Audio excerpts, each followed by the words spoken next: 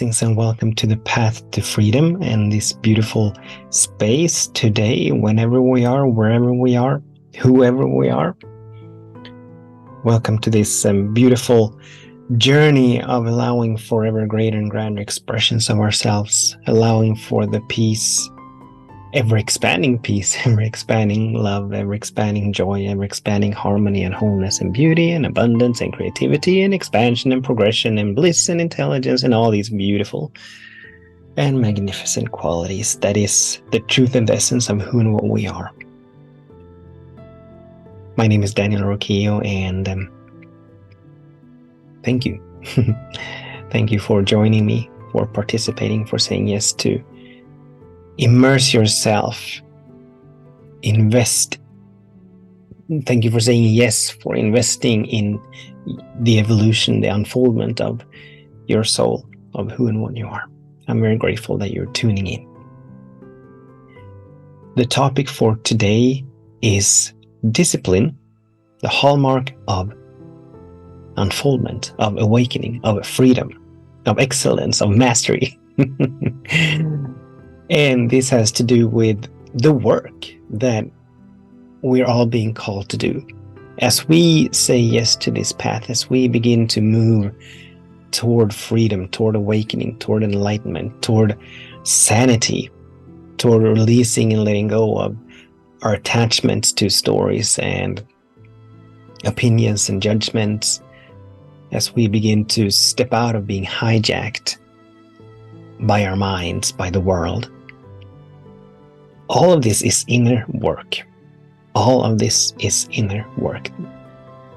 Someone once said that 100% of awakening, 100% of unfoldment, 100% of growth on this spiritual path is about releasing and letting go of something small, limited, a sense of not being enough, a sense of not having enough, a sense of separation from spirit, from source, from God, and from the good that we desire. So nothing is ever added onto ourselves.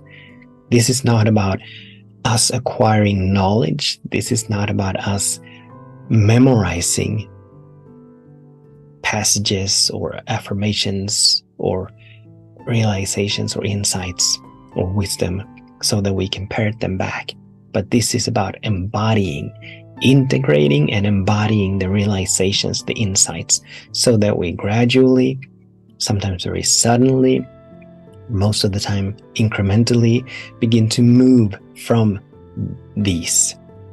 That we give our insights and realizations permission to change us, to transform us. And along this path, there are a number of beautiful tools that we have in our toolbox that we can lean into and that we're wise and that we actually need to lean into on a regular basis.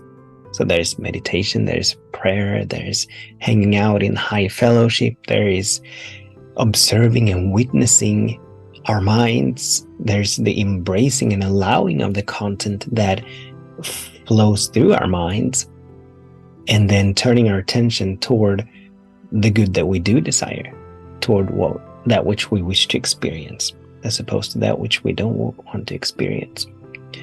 There is hanging out in high fellowship, there is generosity, there is practicing the presence, which is when we just in the spur of the moment to moment, seek to anchor and ground ourselves in this now moment. So there are so many tools that we can use. But having them in our toolbox will do no good at all unless we use them, and unless we use them on a regular basis, unless we allow for a habit of using them to emerge. Every single one of us is practicing something.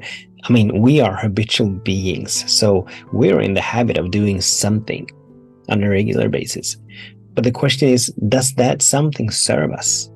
Is it standing in service? Is it in alignment with who we wish to be and how we wish to show up in life? And if it's not, then we're being called to allowing for new habit, a new practice to emerge. And here is where discipline comes in. Because as we are doing this, we all are familiar more or less with the egoic structures that are projecting fear and worry and doubt, indifference, and all these things, a number of excuses as to why we shouldn't or why we needn't or why we can't move into particular practice. This is a waste of time. This is useless. This is meaningless. This is stupid. This is, I don't have enough time to do this crap. I don't have enough energy to move into meditation right now. Maybe tomorrow when I'll have more time, that's the perfect time for me to move into meditation. But now, no. There's so many things I need to do. So the ego has all these excuses. Someone once, an old teacher of mine, once said that discipline is giving yourself a command and then follow that command. And I'm oftentimes leaning into or being called to use the analogy of an Olympic athlete to illustrate this concept of discipline. Now, an Olympic athlete, and let's take Michael Phelps. I mean, he was one of the greatest Olympic athletes of all times. I recently read somewhere that he won like a staggering 28 medals in the Olympics, out of which, I don't know, like 23 or 24 or something like that, they were gold medals. So he kind of made it. He really found a way to peak his performance at the Olympics. But that peaking his performance at the Olympics, it was obviously not about only the Olympics. I mean, there were hours, countless hours and hours and hours of practice, of training, of aligning his life in preparation for that one brief moment in time that is the Olympics, right? So I would imagine that in collaboration with his team, his coach, his maybe a nutritionist, I don't know, mental coach, all these different people, they had come up with a training schedule, a training program for him, probably starting like right after the Olympics, so to lead him into the next Olympics, or at least a few years before the Olympics. A very rigorous, detailed training program. So here's when discipline comes in, because I would also imagine that there were many moments when he did not feel like jumping into the pool, or he did not feel like going for that run, or he did not feel like doing whatever it is that was on his plate to do that day. But as he was honoring and as he was very serious about peaking his performance at the Olympics, of being his best, at his best in that brief moment of time, he did whatever he was called to do anyway, whether it was swimming like 50 laps, or racing at a slow pace, or racing for 5 laps, or I don't know, doing push-ups or pull-ups or sit-ups, or whatever he was called to do in the moment, whatever his program told him to do in the moment, he'd do it. He would not skip practice just because he didn't feel like it. He would not skip practice just to sit on the couch or lay on the couch and eat potato chips. And I'm not dissing potato chips. I kind of like them myself. So it's not about that, but it is about us doing what we need to do to remain sane, to allow for that ever-expanding peace and freedom and joy and harmony and wholeness and abundance and all of that. And much of it comes down to us turning our attention away from what we don't wish to experience. Stop talking about what we don't wish to experience. Stop complaining about what we don't wish to experience, and turn our attention toward what we do wish to experience, even in the screaming face of what we don't want to experience. So we can be in a condition and in a circumstance of lack of or separation. It can be a financial condition, it can be a health condition, it can be whatever. So the condition is screaming at, it's in our face, right? Even in that, we need to turn our attention toward what we do wish to experience. So thinking more about financial prosperity and financial abundance than lack and scarcity. Thinking more about, and talking obviously, and feeling, and the feeling tone is the most important one. But thinking and talking more about health and wholeness than illness and disease and diagnoses or prognoses that we have been given. Or if it's whatever it is that we feel we're lacking, we need to find a way to turn our attention away from that. If we're being called to sit in meditation every day, or to move into prayer every day, or to give thanks every day, then that's what we need to do. I know that the egoic structures of the mind is not going to let us. It's going to do everything it's got, or it can. It's going to throw at us everything it's got. So to keep us from moving into practices that raise our vibration and expand our consciousness.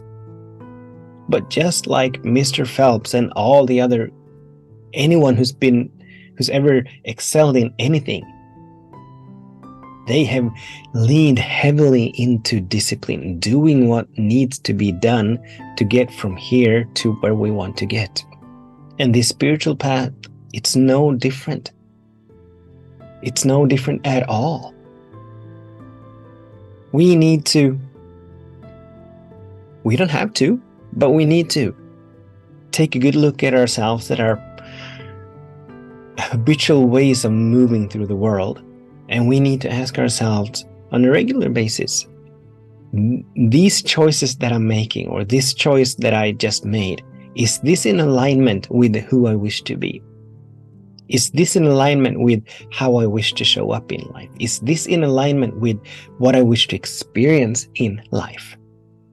And if it is, that's beautiful. Then we can allow that choice to expand, to take us to the next level, so that the next great and grand version of who we are may emerge. And if it's not in alignment, then we're wise to find a way to release and let go of these choices and begin to move in a different direction. Begin to make choices that actually are in alignment with the good that we desire, that actually are in alignment with how we wish to show up in life, who we wish to be, and what we wish to have or experience in life. And make these more and more and more frequently. It all takes discipline. Someone once said that this work that we're being called to do, the work of the mind, taking our mind back, strengthening our presence muscle, strengthening our attention muscle, not giving power to the world to dictate where we turn our attention, but to continuously and repeatedly and consistently come back to the nowness of this moment, affirming, just being with the breath, or whatever the case may be. This work, it's the hardest work there is, because we are so pulled by the world. The world, which is now picturing of the collective human consciousness, which reminds me, someone once said that the world is like a Rorschach test. We see what we're looking for. And of course, a Rorschach test, it's that thing, I don't know if it was Freud or someone else who came up with it, but they just put a blot of ink on a piece of paper and asked the patient, or asked the individual, what do you see? As you're looking at this blot of ink, what are you seeing? Obviously, there were no clear images. It was nothing. It was no painting, it was nothing. It was just a blot of ink. And depending on, or actually the way that the individual answered, what they saw gave an image as to what they are looking for in the world. It gave a portal, it provided a portal into the subconscious mind of that individual. So the world is like a Rorschach test. We see what we're looking for. So we are wise to begin to look for that which we want to experience over and over and over again until that has become a habit. A habit is something that is formed over time through repetition. We repeat the same story or the same belief or the same complaint or the same regurgitation, and over time that is all that we see. That is all that we see. So we need to strengthen our discipline muscle and begin to look for what we don't know, for what we do wish to experience, until that is what we habitually and unconsciously are looking for. So that is our invitation today, to take a look at, actually the invitation seems to be dual. First of all, we are wise to take a look at our lives and the choices that we're making, the practices that we're having, the habitual practices that we're leaning into, and ask ourselves, are they serving us? Am I served by doing this over and over and over again? And then obviously we need to utilize our discipline muscle to begin to allow or create for habits that do serve us, that are in alignment with the good that we desire to emerge. And no, so it's not dual, it's all the same thing. That is the invitation for today. Until we meet again, with much love, many blessings. I absolutely bless your day, and I bless your way. Knowing, feeling that right where you are, all is well, that something wonderful is happening, that everything is working for your highest good. Namaste.